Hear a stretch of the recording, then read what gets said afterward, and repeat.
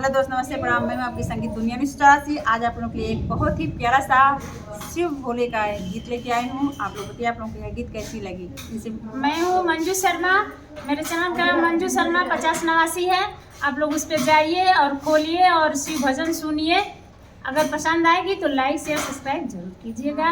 5089 खोलेंगे तुरंत खुल जाएगा। हाँ, मंजू शर्मा 5089 खोलेंगी तो खुल जाएगा।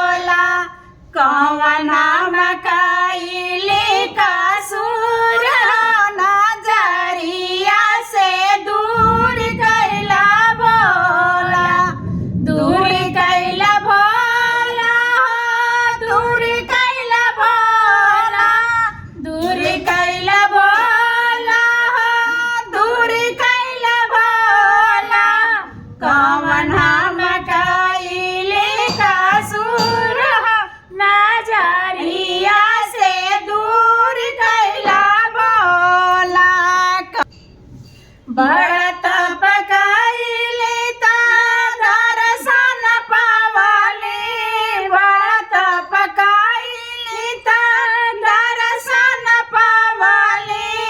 काहे हमके भेजलिए तना दूर, नजरिया से दूर कैला भोला।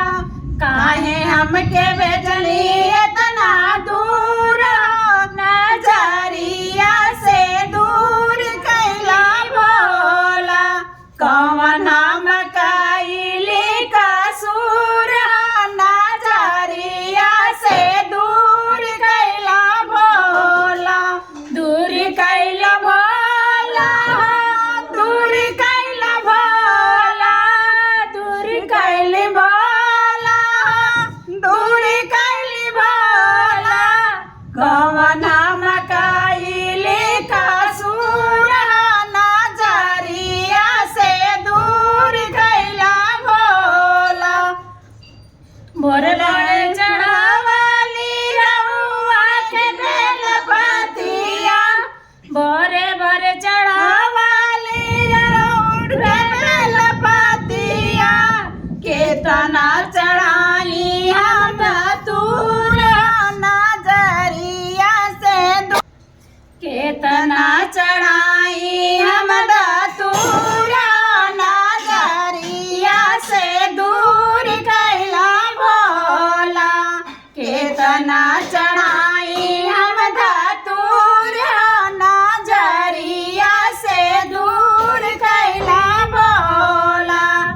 गौरन कैली हम कसूर, नजरिया से दूर कैला भोला। दूर कैली भोला, दूर कैली भोला, दूर कैली भोला, दूर कैली भोला।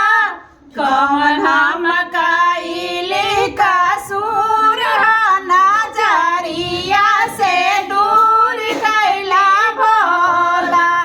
कौन हम कइले कसूर, नजरिया से दूर कैला भोला।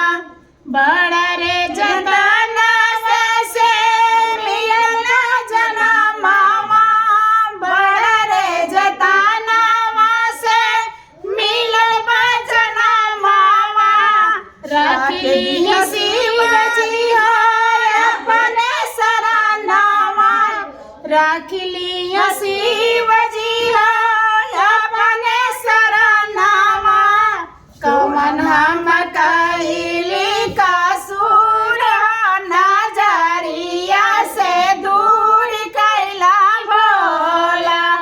कौन हम कइले कसूर, नजरिया से दूर कैला भोला। दूर कैली भोला, दूर कैली भोला, दूर कैली भोला, दूर कैली भोला। कौन हम कइले कसूर, नजरिया से दूर